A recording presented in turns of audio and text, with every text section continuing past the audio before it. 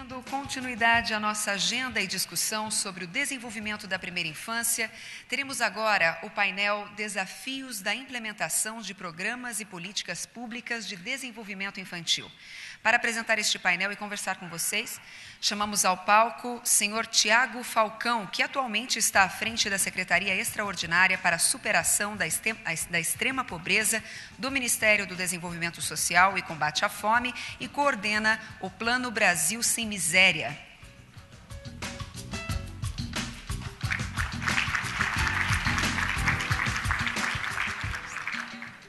Chamamos também a senhora Linda Bierstecker, chefe de pesquisa da Early Learning Resource Unity da cidade do Cabo, na África do Sul.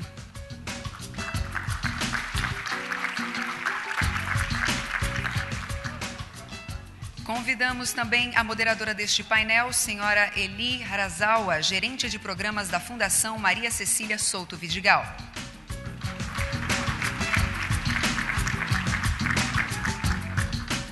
Como no painel anterior, nós teremos também alguns minutos de perguntas e respostas. As nossas recepcionistas estão à disposição dos senhores para recolher suas perguntas. Com a palavra, a senhora Eli Harazawa.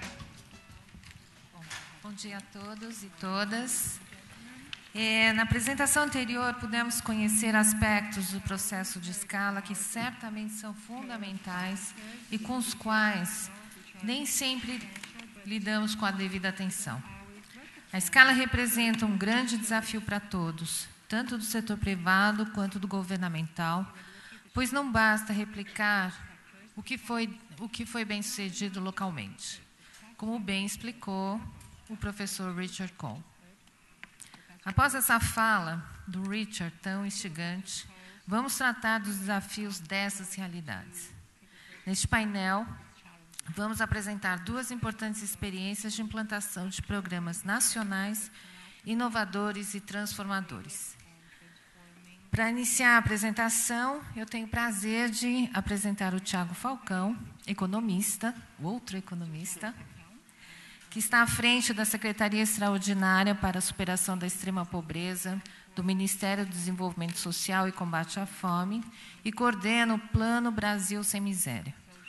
Ocupou os cargos de secretário nacional de Renda de Cidadania no mesmo ministério e de secretário de Gestão no Ministério do Planejamento. Também atuou como assessor na subchefia de análise e acompanhamento de políticas governamentais da Casa Civil, da Presidência da República, na Secretaria de Direitos Humanos e nos Ministérios da Previdência e do Trabalho. Tiago, por favor.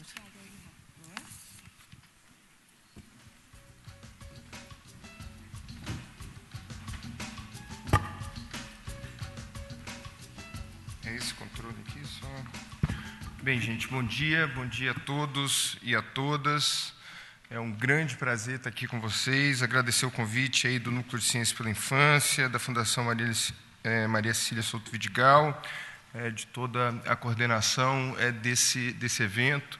O prazer de estar aqui, a alegria de ter podido chegar mais cedo e ouvir a palestra do professor Richard, que, de certa forma, colocou grandes desafios para todos que trabalham com políticas sociais e querem trabalhar esses programas em escala e que me deu aí o alento de que grande parte dos nossos desafios hoje são também enfrentados por outros países, então não estamos sozinhos nesse processo, nessa discussão. Escala, inovação, né, como assuntos fundamentais desse evento, dessa discussão, escala e inovação que estão no centro das nossas atenções dentro do Plano Brasil Sem Miséria, plano bastante complexo, como vocês vão ver, não vou apresentar o plano aqui, mas vou tratar das questões específicas relacionadas à primeira infância, mas um plano que tem, na inovação e na escala, os seus grandes horizontes.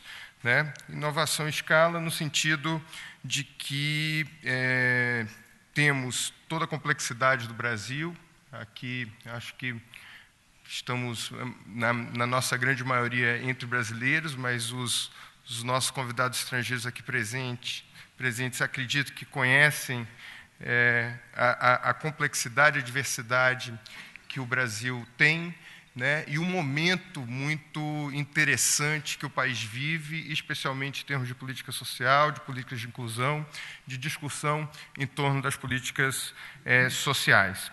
A minha ideia nessa breve apresentação é tratar rapidamente de alguns, não digo um diagnóstico, mas contextualizar alguns dos desafios relacionados à questão da primeira infância no país, depois tratar do Plano Brasil Sem Miséria e o seu braço direcionado à primeira infância, que é o Brasil Carinhoso, já trazendo os desafios, o que foi pensado, quais são as dificuldades e o que está sendo formulado daqui para frente. Deixa eu só me entender aqui com a... acho que eu entendi. Então, rapidamente, a gente começa falando de educação. Peço desculpas que eu terminei formulando a apresentação em inglês para facilitar a tradução, mas a versão em português vai ser disponibilizada e vai ficar disponível no site do evento, onde vocês podem depois acompanhar com mais calma. Mas, em relação à educação, o Brasil tem, qualquer estudioso da área, estamos aqui com o professor Nécio Menezes, que é um grande estudioso dessa temática, né, percebe que o Brasil avançou muito nos últimos anos, nos últimos 20 anos, pós-Constituição, mas mais rápido nos últimos 20 anos em relação à educação, especialmente no que se refere à cobertura. A cobertura no ensino fundamental e no ensino médio. Mas ainda com dificuldades, tanto no que se refere à qualidade, quanto no que se refere à infraestrutura. Então, eu costumo dizer que não só na educação, mas na área social como um todo, o Brasil enfrenta os problemas do século XIX, do século XX e do século XXI ao mesmo tempo. Eu voltei agora de uma viagem a Alagoas, no interior de Alagoas, onde nós estávamos vendo as escolas que estão tendo, pela primeira vez, acesso à água, né? Onde a gente está tratando da discussão de instalação de cisternas em escolas para que as escolas tenham água, né? E não são poucas as escolas no Brasil nessa situação, né? Ao mesmo tempo, estamos discutindo, né, as formas mais complexas de qualidade, de acesso, as políticas mais complexas, como a distribuição de tablets, a utilização das novas tecnologias dentro das escolas. Então, a gente tem que ter noção dessa diversidade do Brasil, todos conhecem, mas a gente tem que reforçar isso sempre que vamos tratar e discutir políticas nacionais. E isso a gente está falando do ensino fundamental, onde a gente já chegou a uma cobertura de 98% no ensino fundamental, o que é bastante positivo. Quando a gente fala de pré-escola e de creche, a gente ainda tem um desafio muito grande, além dos desafios de qualidade, infraestrutura, né, e capacitação, a gente ainda tem o desafio de acesso, né? O Brasil tem como meta, dentro dos seus planos de educação, universalizar o acesso de 4 a 5 anos até 2016, né, mas ainda sem metas consistentes no que se refere ao atendimento em creche, apesar de ser uma grande demanda da sociedade e tema, aqui em São Paulo, vocês todos, grande parte da audiência de São Paulo sabe disso, é um tema constante, mas foi tema em toda a campanha eleitoral no ano passado, quando nós tratamos das eleições municipais, a temática da creche apareceu de maneira muito forte. Então, hoje, o que a gente tem de pré-escola e de creche, em termos de acesso? 82% dos 4 a 5 anos já estão na escola, né, e nós temos realmente a expectativa de que daqui a 2 anos universalizarmos o acesso a 4 a 5 anos, né, essa é a nossa grande expectativa, e quando a gente fala de creche, estamos aí com a taxa em torno de 23%, e são dados recém-calculados em cima do Censo Educacional de 2012. Tá? Então, agora, aí a gente está tratando de médias. Quando a gente abre isso, seja na realidade estadual, seja na realidade por município, seja por faixas de renda, a gente tem variações muito grandes. Só para vocês terem uma ideia, em torno de 649 municípios, ou aproximadamente 13% dos municípios brasileiros, não tem nenhuma vaga em creche. 0. Né, pelo menos não colocada no censo educacional, ou seja, não está na educação formal. E eu estou falando de público e privado, não estou falando, né, estou falando da rede educacional como um todo. Por outro lado, a gente tem, também, se a gente abrir por renda, né, pelos estudos que a gente tem realizado, a gente vai ver que entre os 10% mais ricos, o acesso à creche chega a em torno de 40%, 45%. Entre os mais pobres, entre os 10% mais pobres, não chega, ou se aproxima ali dos 10%, entre os 10% mais pobres. Então, diversidade regional e, né, diferentes acessos a partir de renda. Então, aqui é só um overview muito rápido em termos de educação. Quando a gente olha a saúde, aí eu peguei um indicador de saúde, que eu acho que é um indicador referência, não só para a saúde, mas também um indicador de evolução em termos de educação, de saneamento, de educação dos pais e de renda. O Brasil realmente, os dados de mortalidade infantil surpreendem quanto à dimensão da sua queda. Esses são dados recém-publicados pelo Unicef, onde eles fazem uma comparação internacional, e mostram que o Brasil, então, reduz a sua mortalidade infantil de 0 a 5 anos, de 62 por mil para 14 por mil, se não me engano, 14, exatamente. Então, nós igualamos ali a nossa taxa, a taxa do nosso vizinho Argentina, o que é realmente é surpreendente. Qualquer pesquisador que olha esses dados fica surpreso com a velocidade que esse processo aconteceu, né? Mas ainda temos um desafio muito grande. Se a gente olha o nosso outro vizinho, Uruguai, ainda temos uma mortalidade infantil de 0 a 5 anos, que é o dobro da do Uruguai, né? Então, ainda com grandes desafios aí para frente na temática da saúde. Se a gente olha a questão da extrema pobreza, né, esse é um gráfico que muitos de vocês já conhecem, mas é que é sempre bom e importante a gente reforçá-lo. O que ele tem aí? A gente tem a distribuição por faixa etária de pobreza. Então, o que o gráfico nos mostra? A extrema pobreza entre 0 e 5 anos, ela se aproxima dos 10%, ou seja, 10% das crianças brasileiras de 0 a 5 anos, né, tem renda per capita, renda, né, mensal, abaixo de R$70. Né? Se você olha a distribuição dessa curva, a gente vai ver que entre os 65 e 70 anos, essa taxa é muito menor, ficando abaixo de 1% dos 65 a 70 anos. Por que a gente sempre mostra isso? Porque, se você olhar outros países, normalmente essa curva é invertida. Né? Você tem uma maior situação de pobreza, extrema pobreza, entre idosos do que entre crianças. No Brasil, o vermelho, era o nosso quadro em 2000. Tá?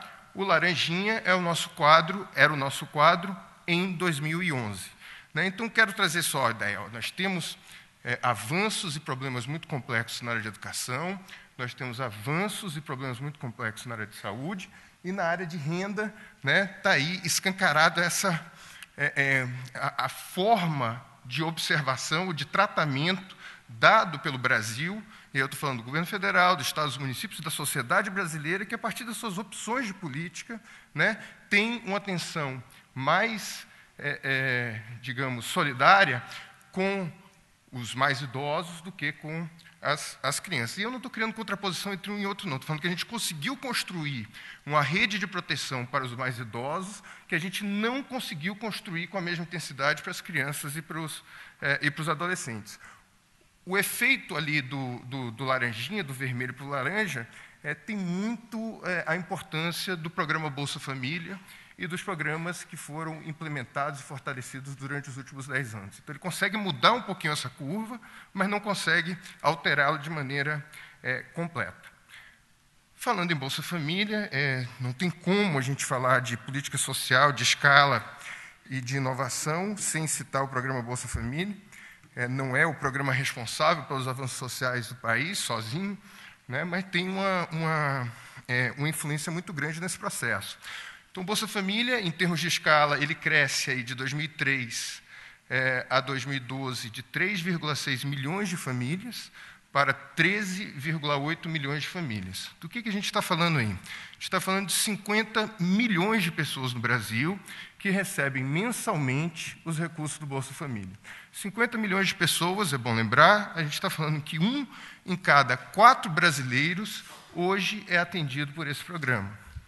Todos os meses recebe os recursos da sua residência e, ao mesmo tempo, tem compromissos no que se refere à manutenção das crianças na escola e ao acompanhamento de saúde, de pré-natal e vacinação. Estamos aqui falando de crianças de 0 a 6 anos, dentro do Bolsa Família, 7,5 milhões de crianças de 0 a 6 anos estão em famílias do Bolsa Família. E são exatamente, se nós acreditamos, e todos os dados mostram isso, que o programa chegou nas famílias mais pobres, a gente está falando dos 7,5 milhões de crianças mais pobres do país estão identificados dentro do programa e atendidos de alguma forma, com todas as limitações que o programa tem, por ele. Aí tem vários estudos que falam dos efeitos do Bolsa Família, seja em termos de renda, de educação e de saúde. Eu não vou falar sobre isso agora, mas durante a apresentação a gente pode reforçar alguns desses temas. Antes de entrar no Brasil Sem Miséria, por que a gente tem condições, além do Bolsa Família, da importância que ele tem no seu aspecto de transferência de renda e nos seus impactos de educação e saúde, ele tem uma chave essencial para a gente entender a capacidade de dar saltos em termos de escala de política social a partir da criação do Bolsa Família. Do que eu estou falando? Estou falando do Cadastro Único para Programas Sociais, que é o cadastro único que permite fazer o pagamento mensal. A gente lembra muito do cartão, né? As famílias vão lá e sacam o cartão, o dinheiro diretamente. Infelizmente, não dá para passar educação, saúde, assistência pelo cartão, né? Mas a gente, a partir de todos os mecanismos que foram criados pelo Bolsa Família, é possível saber quem são essas famílias, aonde estão, qual é a sua composição, como estão distribuídos, qual é a condição da sua residência. Coisa que o Brasil não tinha.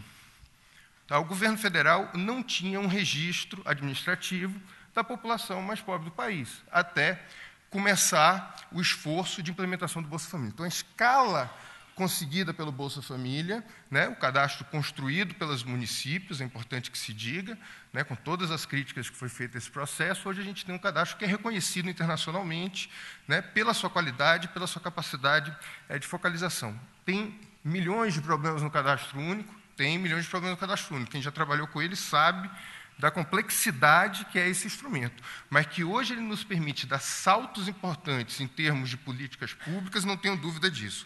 E hoje o cadastro não é utilizado só pelo Bolsa Família, mas ele é utilizado também pelos sistemas de saúde e de educação, é o cadastro que nos referencia para o programa Luz para Todos, né, de luz, é o cadastro que dá acesso às famílias mais pobres ao programa de moradia Minha Casa Minha Vida, é o cadastro que nos dá referência para o programa Água para Todos, né, para chegar nas residências, nos domicílios ainda sem água, para a tarifa social de energia, para a reforma agrária, para ações de qualificação profissional, para ações de assistência técnica e também para o direcionamento de políticas para a primeira infância. O Brasil Sem Miséria, então, nesse contexto de avanços sociais, o Brasil Sem Miséria é uma meta muito corajosa e audaciosa, uma iniciativa muito corajosa e audaciosa da presidenta Dilma, que estabelece que, em 4 anos do seu governo, o país vai superar a situação de extrema pobreza. Né? O que significa isso? É de criar os mecanismos aonde, identificada uma situação de extrema pobreza, essa família possa ser imediatamente resgatada e colocada dentro dos programas sociais, que permitirá que ela permaneça, que ela ultrapasse a linha de extrema pobreza e permaneça acima da linha de extrema pobreza. São mais de 100 ações, 22 ministérios envolvidos, com um desafio de coordenação fantástico, todos os estados aderiram ao Plano Brasil Sem Miséria, independente de composição política, né? Grande parte dos municípios hoje tem programas também específicos dentro do Plano Brasil Sem Miséria e ações federais que chegam a todos os municípios do país com grande impacto. Eu não vou falar do Plano Brasil Sem Miséria, eu vou falar só de uma das ações do plano, né, que é um dos braços do plano, que é a Ação Brasil Carinhoso. O Brasil Carinhoso, então, ele foi dividido, como o próprio plano, em ações na área de renda, ações na área de educação e ações na área de saúde, né? Na ideia de que é necessário atacar o problema da extrema pobreza em crianças, né, a partir de uma lógica multidimensional e não só trabalhando os aspectos de renda. O que foi feito em termos de renda? E aí veio inovação dentro de um programa que já tinha sucesso. Cortou ali, mas eu posso ler para vocês. O Bolsa Família ele foi todo repensado a sua estrutura de benefícios para poder alcançar famílias extremamente pobres, especialmente aquelas com crianças. Primeira coisa, existia 2 benefícios no Bolsa Família que a gente não conseguia implementar, que era o benefício para gestantes e o benefício para nutrizes. Por que a gente não conseguia implementar? Por falta de articulação com a área de saúde. Né? Você identificar a gestante a tempo, enquanto ela ainda é gestante, né? Identificar a nutriz a tempo, enquanto ainda é nutriz, não é um processo simples, é um processo bastante complexo, né? E o Bolsa Família não conseguia fazer isso antes, junto com as estruturas de saúde.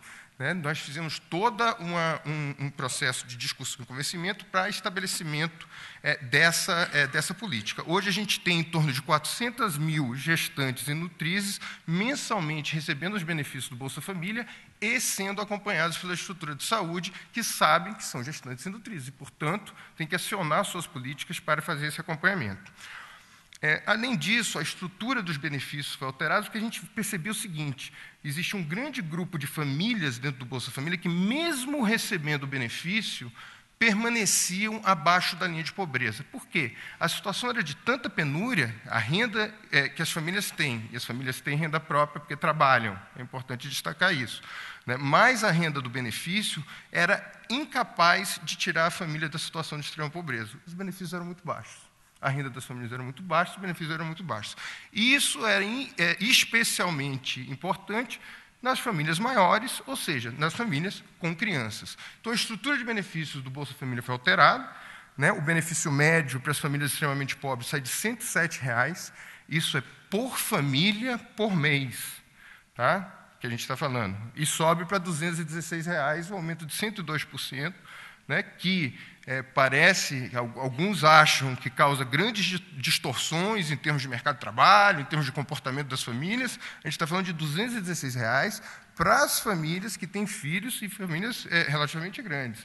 E isso é o benefício médio para essas famílias. Então, isso é importante destacar. Qual foi o efeito disso naquela curva que a gente vinha trabalhando lá atrás? Né? O simples revisão dos benefícios do Bolsa Família. A gente tinha, então, no vermelho, a curva como era em 2000, o amarelinho ou laranja como era com Bolsa Família tradicional.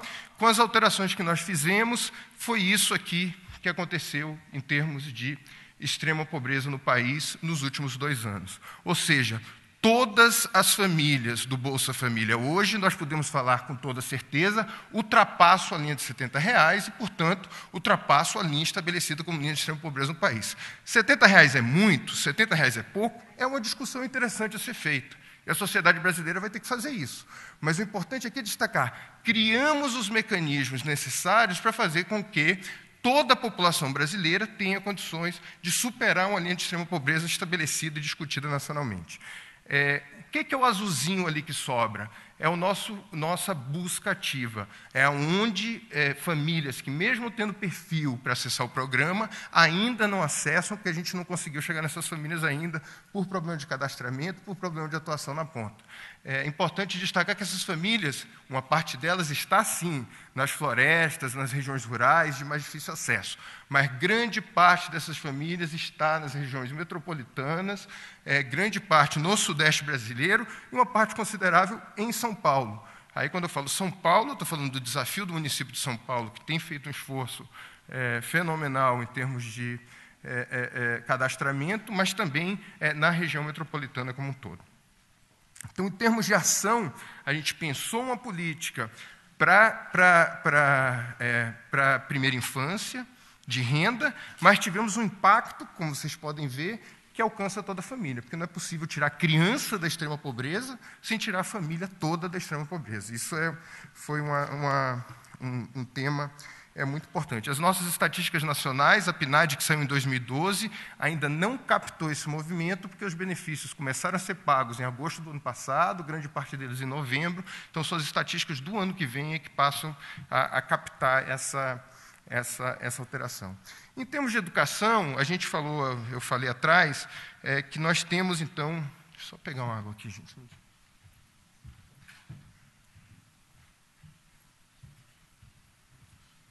A gente tem um grande desafio aí de enfrentar cobertura, qualidade e infraestrutura ao mesmo tempo. Né? Os desafios de cobertura, qualidade e infraestrutura ao mesmo tempo. Mais recursos humanos, capacitação, enfim, toda a agenda que precisa ser enfrentada aí. Mas o que a gente queria, eu estou falando como coordenador do Plano Brasil Sem Miséria, quando a gente discutiu uma ação específica para a primeira infância dentro do Plano Brasil Sem Miséria.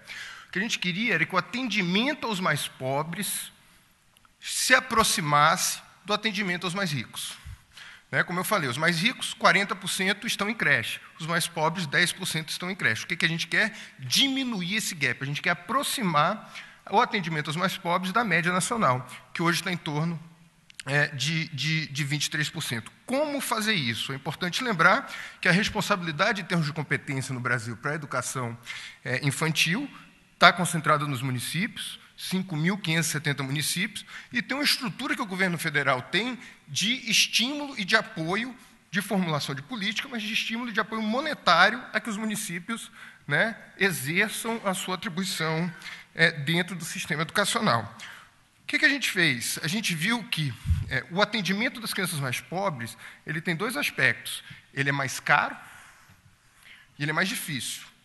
Né? Então, para isso, a gente teria que enfrentar esses problemas. Como fazer isso?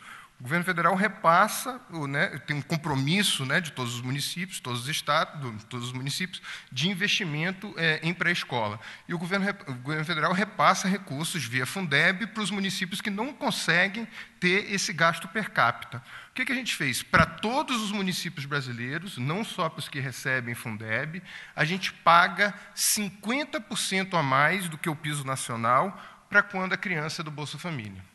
Então, se essa criança é mais pobre, se é mais difícil ser atendida, esse recurso não vai para a criança, esse recurso vai para o sistema educacional do município para ser aplicado como reconhecimento do esforço que o município fez de ter uma política mais equitativa, ou seja, de alcance prioritário para os mais pobres.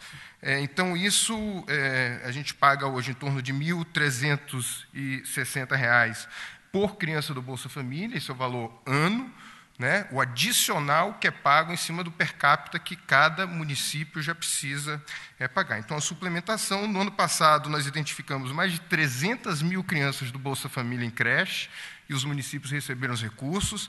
Este ano, a gente pretende, já passamos de 360 mil crianças identificadas em creche, né, e em 2014, a gente pretende chegar aí a em torno de 430 mil crianças inscritas em creche. Com isso, a gente se aproxima ali daquelas taxas de 20%, que é a média nacional, para que as crianças do Bolsa Família tenham um atendimento próximo ao que é a média nacional no Brasil.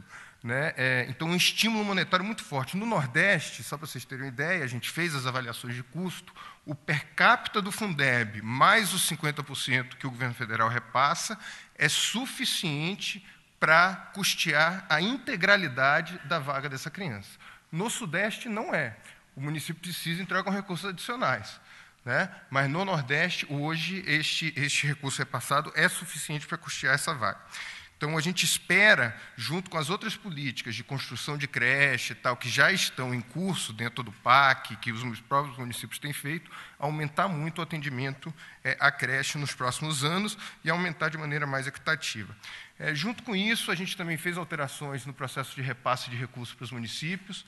Né? Demorava um ano para ter o reconhecimento de que uma criança foi matriculada em creche. Os municípios, então, demoravam muito para receber os recursos federais para essa vaga, desestimulando a abertura de vagas em creche. A gente ampliou e reforçou a necessidade de acelerar essas transferências. O recurso repassado para alimentação escolar foi aumentado em 66%, né? E reconhecendo a importância da alimentação escolar no desenvolvimento e na nutrição dessas crianças, e também recursos adicionais para uma coisa muito importante, que é os equipamentos de cozinha, né? Que também estava identificado que você tinha recursos repassados pelo MEC, dentro do Programa Nacional de Alimentação Escolar, para o lanche, né, para a alimentação das crianças, mas você não tinha cozinhas compatíveis com essa necessidade, então recursos adicionais para cozinhas que não chegavam às creches e às pré-escola e agora chegam. Isso tudo se soma a um esforço maior do Pacto Nacional pela alfabetização na idade certa, né? Então, nós temos a convicção de que as crianças entrando mais cedo nas escolas, você também tem um processo de alfabetização na idade certa e, portanto, de melhoria em termos de performance, né? E com a consciência de que o atendimento em creche na pré-escola também facilita o processo de inserção ou de melhoria da inserção produtiva das famílias como um todo, mas especialmente das mães. Então, a gente via como limitação nas nossas ações para qualificação profissional, intermediação de mão de obra e melhoria produtiva, né, essa carência de espaços confiáveis onde as mães pudessem deixar os seus filhos. Em termos de saúde, a gente trabalhou na lógica de ampliação da oferta do Programa de Saúde da Família. Recentemente foi editado um artigo na revista Lancet, né, que é uma revista muito reconhecida da área de saúde, um artigo que comprovava que a combinação de Bolsa Família com o Programa de Saúde da Família são responsáveis por grande parte daquele efeito de redução da mortalidade infantil. Então, quando se combina essas duas políticas, a ampliação do Bolsa Família com a ampliação do Programa de Saúde da Família, grande parte, eles falavam em torno de 20%, dos avanços que o Brasil conseguiu de redução da mortalidade infantil podem ser atribuídos à combinação desses dois programas, né? Então, só para vocês terem uma ideia dos efeitos possíveis disso.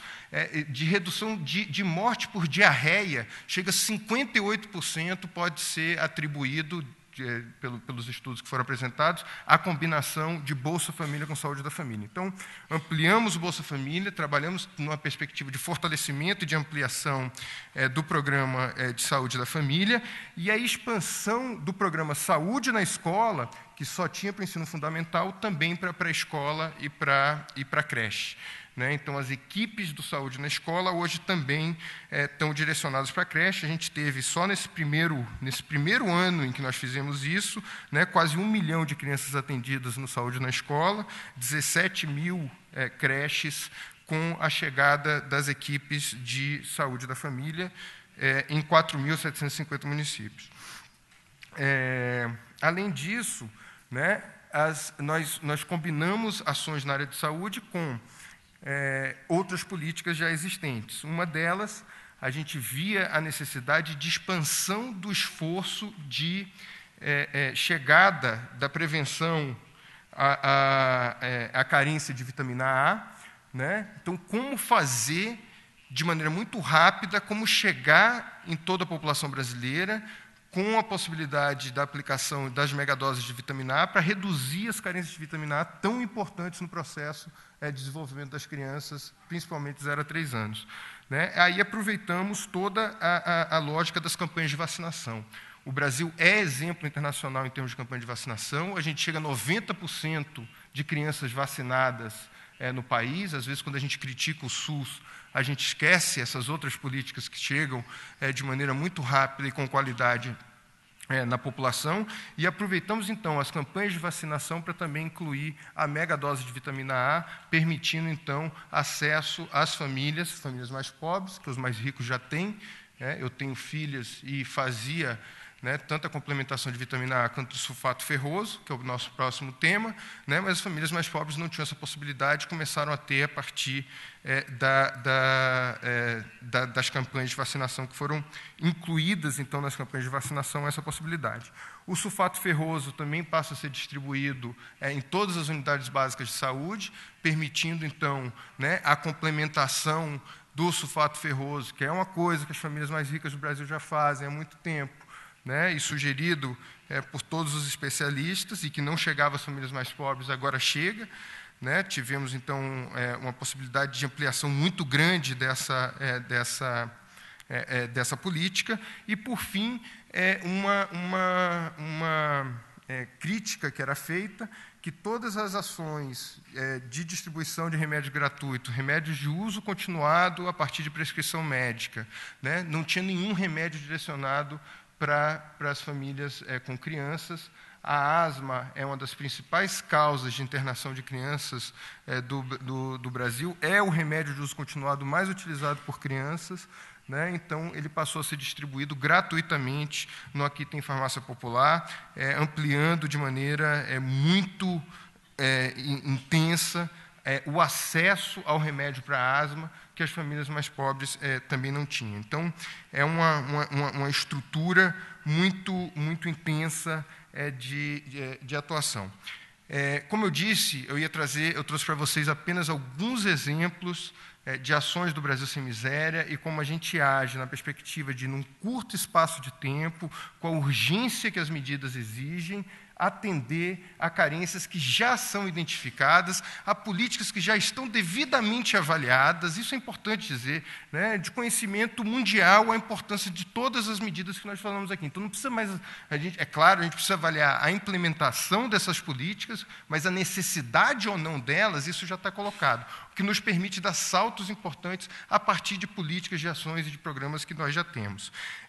Como eu falei no início, a estrutura federativa no Brasil ela é muito complexa, isso nos dá uma série de desafios, mas também nos traz uma série de oportunidades. Nós temos um laboratório de políticas sociais hoje no Brasil em curso, que precisa ser observado e entendido. Então, os municípios precisam se observar, precisam trocar experiência, saber o que os outros estão fazendo, né? A gente tem estimulado isso, essa troca de experiência, essa conexão, essa identificação de erros. Tem municípios que têm condições de pular na frente, fazer ações de maneira muito mais qualificada, mas no governo federal o que a gente faz é dar os estímulos necessários para que o país possa se desenvolver de maneira mais equitativa. O compromisso político assumido pela presidenta, por toda a sua equipe, por todos que trabalham dentro do plano, né, é de ter políticas com escala, com impacto, com execução rápida, né, mas reconhecendo as especificidades locais, reconhecendo e dando espaço para que cada unidade, cada município, cada estado possa trabalhar de acordo com as suas condições e com as suas prioridades. E isso tem sido muito interessante. A gente tem visto, São Paulo lançou recentemente uma política importante do São Paulo Carinhosa, o Rio de Janeiro tem uma política mais estruturada há mais tempo nessa temática, Fortaleza a gente tem visto desenvolvendo políticas nisso, Belém do Pará, né, e ações inclusive chegando em municípios do interior que eu não esperava que pudessem chegar com a qualidade que nós estamos observando. Então, é um momento muito interessante de observação das políticas, é um momento muito interessante de avanços e eu tenho muita felicidade de compartilhar esse momento com vocês. Muito obrigado.